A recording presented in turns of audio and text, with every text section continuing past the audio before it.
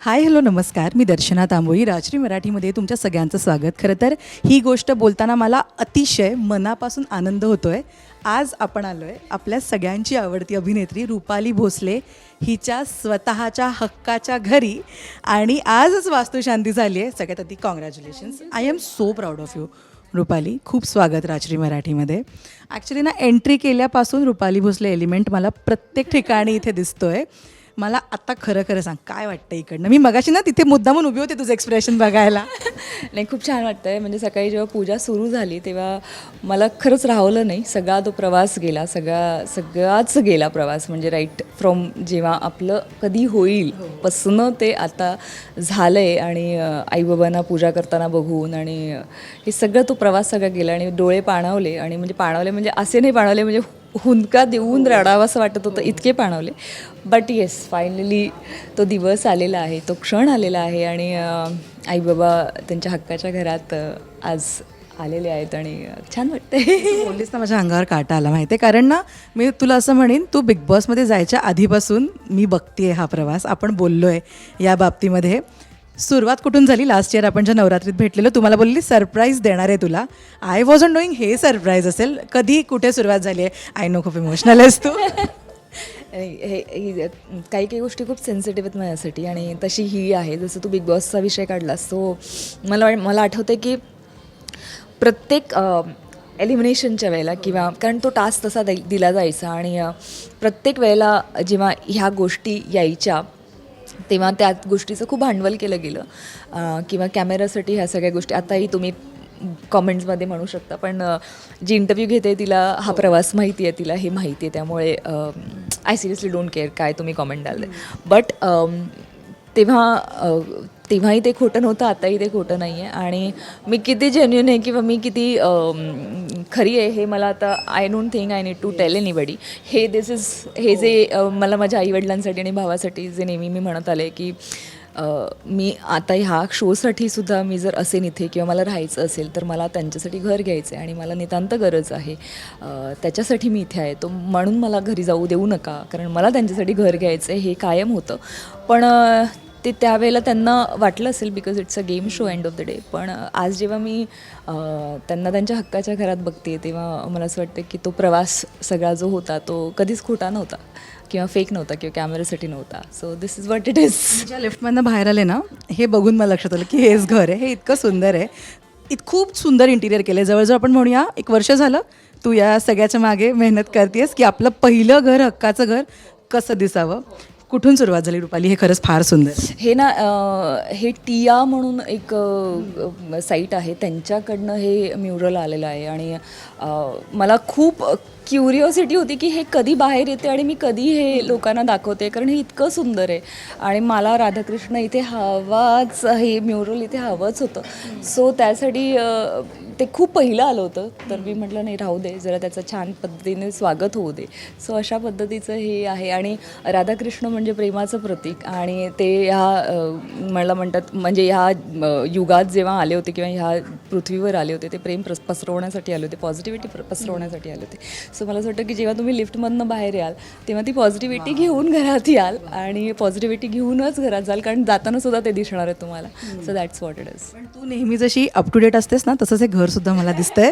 So या इंटिरियरमध्ये कोणाचे किती इनपुट्स आहेत? मी खरं सांगू का, मी फोनवर असायचे कारण माझं शूटिंग सुरू होतं तेव्हा मी 12-14 तास सेटवर असायचे. बाबा कायम इथे असायचे, संकेत, आई. पण ऑफकोर्स चौघांनी मिळून की बाबा हा कलर असावा, हे असं असावा, हे होतंच. बट मला असं वाटतं की मोस्ट प्रॉब्ली माझं तुला वाटतं एलिमेंट, पण मला असं वाटतं की ती टेस्ट सगळ्यांची सेम आहे, त्याच्यामुळे ते तसं दिसतंय. आत्ता मी शूटिंग आई कुठे काय करतेचं नाव काढलं आणि तो बघतो सर आले आणि हे दुसरे सर आहेत, हे छोटे सर आहेत आमचे, ज्यांच्याबरोबर मी व्हिडिओ काढत असते चालले त्यात. सो या बट सगळ्यांचाच हातभार आहे याच्यात. आणि रुपाली, मी आल्यावर एक गोष्ट नोटीस केली, जसं तू सुरुवातीलाच म्हणाली की आई बाबा आणि संकेतसाठी हक्काचं घर तुला हवं होतं आणि त्याचंच मला इथे रिफ्लेक्शन दिसतंय. ही जी नेमप्लेट आहे ना, ह्याच्यावर रुपाली हे नाव नाही आहे, प्रकाश प्रज्ञा संकेत भोसले हे नाव दिसतंय.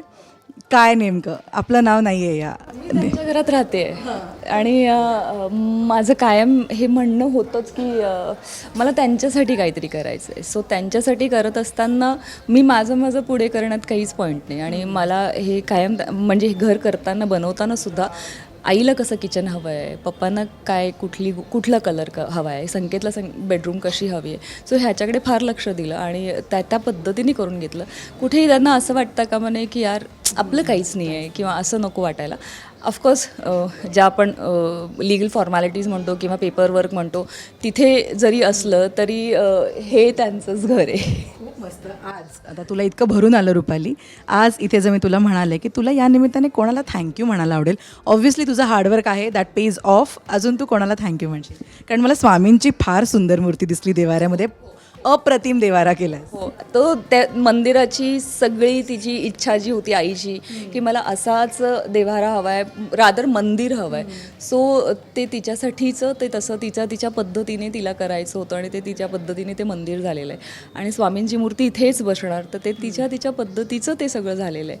आणि थँक्यू खूप जणांना म्हणायचं आहे. थँक्यू म्हणजे पहिलं तर मला असं वाटतं की गेल्या वर्षी जेव्हा बाप्पाचा इंटरव्ह्यू आपण घरी आली होतीस आणि बाप्पाबद्दल आपण जेव्हा बोलत होतो तेव्हा मी बाप्पाला हेच सांगितलं होतं की जेव्हा आता पुढच्या वेळी येशील तेव्हा तुझ्या हक्काच्या घरी ये, कायमचा ये.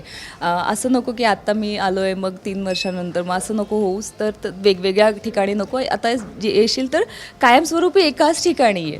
आणि मला वाटतं की त्याच्या दुसऱ्या वर्षीच तो त्याच्या हक्काच्या घरी बसला. म्हणजे घर खूप आधी झालं होतं, घराचं पोझिशन खूप आधी मिळालं होतं. आणि गेल्या वर्षी बाप्पा बसला होता, म्हणजे आम्ही कोणीही यायच्या आधी बाप्पा 5 दिवस बसला होता. त्यानंतर स्वामी बसले होते. ह्या घराचं संपूर्ण जेव्हा काम इंटिरियर सगळं सुरू असताना सुद्धा, म्हणजे आपण सगळं सामान इथे तिथे शफल करतो, पण लेट मी टेल यू दर्शना, तोडफोड चालू होती, इंटिरियरचं काम चालू होतं, पण स्वामी एका जागी बसलेले होते, बघत होते. म्हणजे ते इतक्या ह्याच्याने बघत होते की नाही हे घर मी बघतोय, मी त्याची देखरेख करतोय, तू काळजी करू नकोस, भिवू नको, मी तुझ्या पाठीशी आहे. तसं स्वामी होते. त्यामुळे मी धावपळ करू शकत होते, मी शूट करू शकत होते, सगळ्या गोष्टी करू शकत होते. खूप मस्त. आणि खरंच रुपाली खूप इन्स्पायरिंग आहे. खूप पाहुणे आलेत, सगळ्यांना अटेंड करायचं आहे. ही जी पोरगी आहे ना, जे तर व्हिडिओ काढते ही जी पोरगी आहे ना, हिला खरंच मी तुझ्या माध्यमातून थँक्स म्हणू इच्छिते. कारण नाही दिवस रात्र ती माझ्यासाठी, तिची मुलगी लहान आहे, तिच्या मुलीची एक्झॅम, ती मुलीला नेबरकडे ठेवून, सासूबाईंना सांगून, आईला सांगून, तिचा नवरा, हे सगळ्या गोष्टी करत असताना ती दिवस रात्र पाठीशी खूप खंबीरपणे उभी राहिली. आणि म्हणजे मग ऑफकोर्स हे सगळं शक्य होतं. तुला माहिती आहे की आपण शूटिंग करतो, शूटिंगचे पर डेज आपल्याला महिन्याचं आर्थिक तर आपल्याला मिळतं, पण त्याच्यावरती जेव्हा एक्स्ट्रा काम आपण करत असतो ते सगळं ह्या मुलीमुळे शक्य होतं. आणि मला माहिती आहे जेव्हा सुरू झालं तेव्हा मी अश्विनीला म्हटलं, अश्विनी आपल्याला ह्या महिन्याचं टार्गेट हा आहे, कारण ह्या गोष्टी करायच्यात, मग स्टॅम्प ड्युटी रजिस्ट्रेशनपासून सगळं करायचं आहे. आणि अश्विनी म्हणाली ओके ठीक आहे. आणि एंड ऑफ दी मंथ जेव्हा आम्ही ते सगळं कॅल्क्युलेशनला बसलो, तर मी खोटं नाही सांगत, माझ्या मागे राधाकृष्ण आहे. आणि पण तो आकडा आम्ही क्रॉस केलेला होता आणि त्याच्यामुळे खूप सहज सोपं सगळ्या गोष्टी झाल्या. त्यामुळे मला खरंच म्हणजे हे पुन्हा तुम्हाला वाटेल की हे कॅमेऱ्यासाठी किंवा काय, बट नाही, ह्या सगळ्या टीममुळे हे सगळं शक्य झालेलं आहे. त्यामुळे हे जे घर आहे हे फक्त रुपालीचं आहे किंवा आईबाबांचं, संकेतचं नसून तर ह्या सगळ्या माझ्या या सगळ्या वेलविशर्सचं, माझ्या ह्या टीमचं आहे. अश्विनीचं तर हक्काचं घर आहे, म्हणजे त्यामुळे ह्या सगळ्या माणसांचं हे घर आहे. खरंच मला ना तुला असं इतकं भरभरून बोलताना बघून खूप भारी वाटते. हां, माणसाला मी बोलवेन. येस.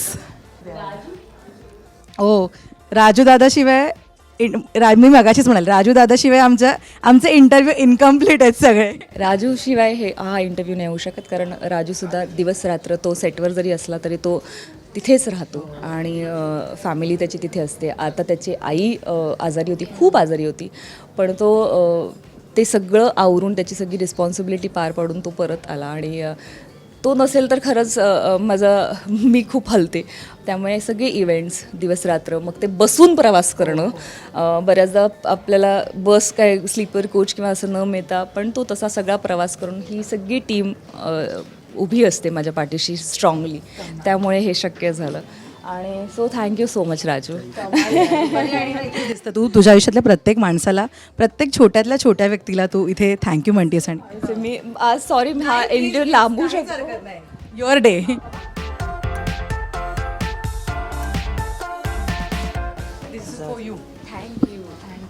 ही पण रुपाली रुपाली ही हिला शेजारी राहायची, सो ही रुपाली आहे.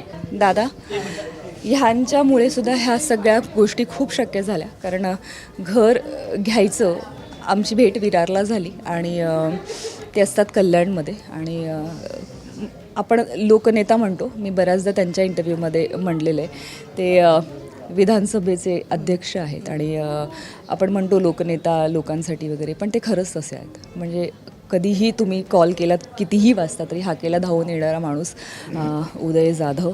आणि घराचं स्वप्न ना, विरारला जेव्हा एकदा ते आले होते तेव्हा त्यांना मी म्हटलं होतं की कार्यक्रम किंवा काही करायचे, म्हटलं मला आईवडिलांसाठी घर घ्यायचं आहे, तर अशी मदत नका करू पैशाची किंवा उचलून पैसे वगैरे, पण तुमच्या ओळखीने जर काही पॉसिबल झालं तर ते. आणि मला असं वाटतं की मी जे स्वप्न पाहिलं होतं ना, ते माझ्याबरोबर ह्या सगळ्यांनी पाहिलं आणि ते आज शक्य झालं. म्हणजे काल रात्री आलेत ते, त्यांची पूर्ण फॅमिली, हा छोटा श्रेयस, मुलगी, बायको सगळे. आणि ना इतकं घरासारखं ना सगळं हा बघ, हा छोटू, सो हे सगळे इतकं घरासारखं सगळं करतात. त्यामुळे मला इतकं भरून आलं. म्हणून मी जसं म्हटलं ना तुला, हे घर फक्त तुझं आहे किंवा ह्याचं आहे ना, हे घर सगळ्यांचं आहे. त्यामुळे या सगळ्यांना मी तुझ्या मार्फत थँक्यू म्हणू इच्छिते की थँक्यू सो मच. मला बाबांना विचारायचं आहे. ती म्हणाली हक्काच्या घरात मी फायनली घेऊन आली आहे त्यांना. काका, काय कसं वाटतंय नेमकं? नाही, खूप छान वाटतं. कारण घराचं स्वप्न म्हणजे खूप अगोदरपासून होतं. विरारला ज्यावेळेस आम्ही नक्की केलं घर घ्यायचं, पण त्यावेळेस काल मुलाचं ॲक्सिडेंट झालं, त्याच्यामध्येच सगळं संपलं होतं. मग नंतर मग ते अधुरं राहिलं. तिथे आम्ही कमीत कमी 12 वर्षे काढली, नंतर झालं. आणि आता बोलल्याप्रमाणे जाधवसाहेब भेटले, खरंच त्यांचे खूप हे आहे मला. पण ॲक्च्युली हे असे सगळ्यांचे आशीर्वाद ना खूप महत्त्वाचे असतात. सो मी हीच प्रार्थना करीन, असे सुंदर आशीर्वाद तुला मिळू देत. खूप मेहनत कर आणि असे अनेक मजले गाठताना मला तुला बघायचं. Yes thank you so much. Manifest करतेस आणि ते होतं. थँक्यू आणि कॉंग्रॅच्युलेशन्स आणि ऑल द बेस्ट तुला. So much. थँक्यू.